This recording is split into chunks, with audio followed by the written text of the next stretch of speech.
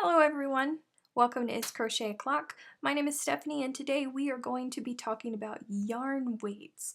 This is one of my most requested videos, so for those of you who have been waiting, I apologize. It's finally here. Something that you're going to notice today is me looking off to the side, and that is because I am checking my notes.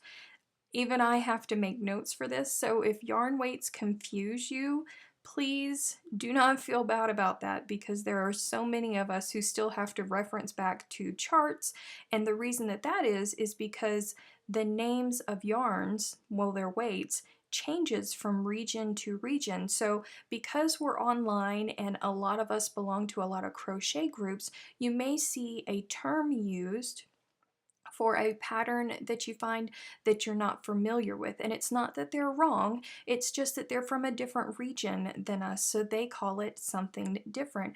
So it is my hope that this video is going to help alleviate some of that confusion for you. I certainly hope that it's not going to confuse you more, but I would like to ask for your forgiveness if my eyes happen to wander off to the side because, like I said, even I have to reference back, and I'm going to try to cover everything. Now, the way that yarn is made is the fibers are spun together, and when they are spun together, that creates what is called a ply.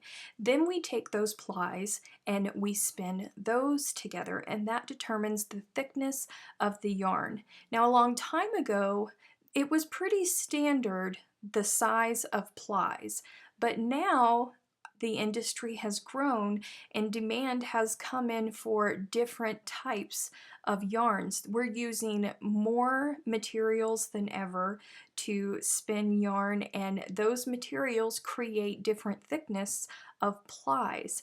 So back in the old days, the yarns were referred to in ply numbers, but we can't really go by that anymore because something that is 2-ply could actually be thicker than an Aran or a worsted weight yarn depending on who spun it and what material it was spun out of. So I did a lot of research for this video because I wanted to try and capture as many of the verbiage surrounding these weights so I could put them all into one place for you. And one thing that I found on the Love Knitting website was a chart, and I'm going to link to it in the description box below, but they broke it down by US terms, UK terms, and then Australian and New Zealand type terms. And I had never seen that done before. I had never heard that Australians and New Zealanders, sorry, Kiwi friends, that they simply still referred to yarns as plies. I don't know if that's the truth, but during this video I am going to take those and put them up here on the screen for you so you can see them all next to each other. Now, one thing that you are going to be probably shocked to hear is that there is no industry standard for yarn weights. There is none. There is such a thing as the Yarn Craft Council, or the Craft Yarn Council, sorry, and they are working tirelessly to make a global standard for yarn weights.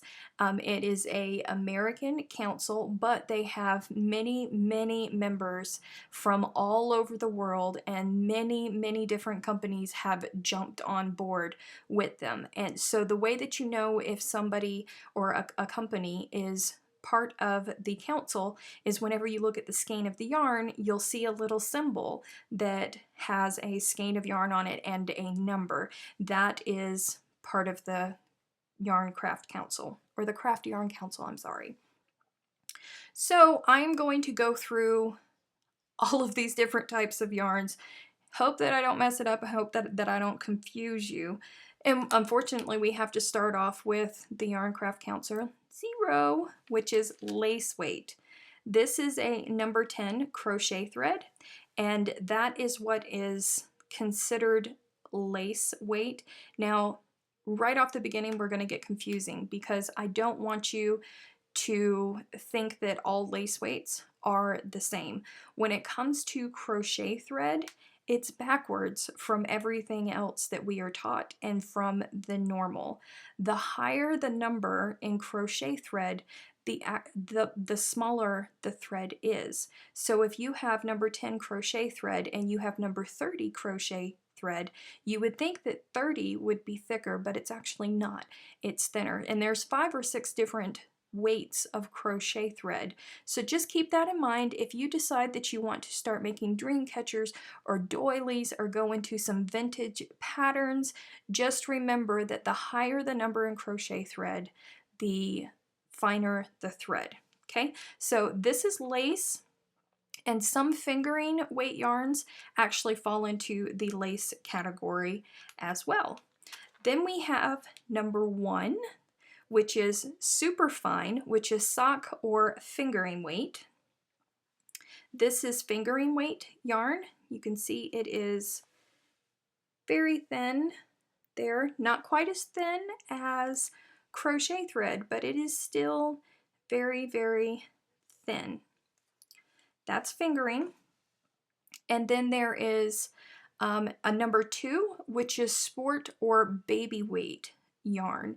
Now, here in the US, it gets kind of crazy because 2 and 3 are really close together, and we don't have a lot of DK yarn, which is number 3 yarn, here in the US. So a lot of people will go for baby weight yarns because a lot of the baby yarns are that weight here in the US.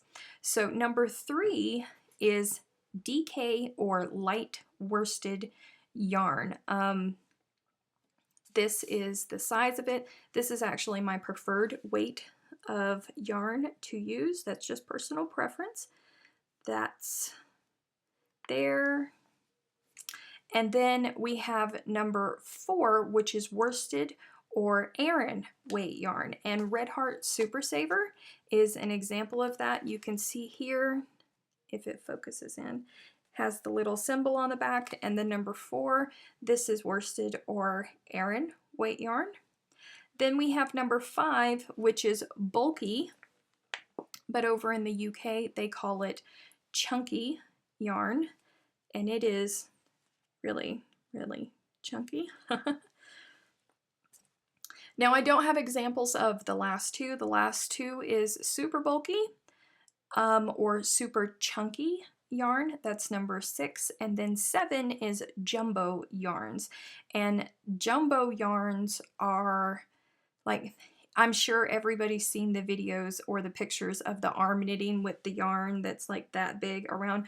That's a jumbo yarn.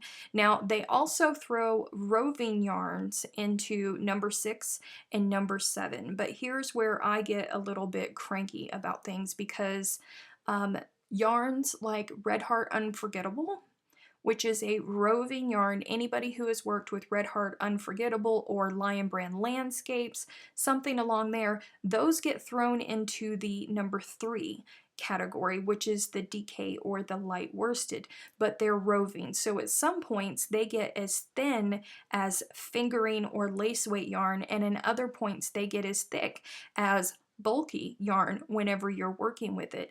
And then there's Cascade Cartwheel, which I've reviewed on my channel.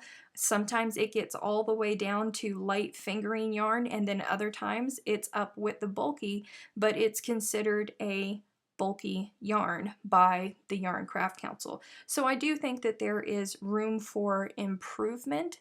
I hope that the charts I have put up on the top have helped you. Like I said, I got that information from Love Knitting, and I think that it might be helpful, but then on the other hand, I don't actually agree with it. But if you're speaking to somebody and they're from that region and they refer to a yarn as a 3-ply yarn, perhaps this will help you get around the area in your local terminology for the weight of yarn that they are asking about. So if you have any questions, please leave them in the comments below. Again, I hope that this was helpful for you, and I will see you in the next video.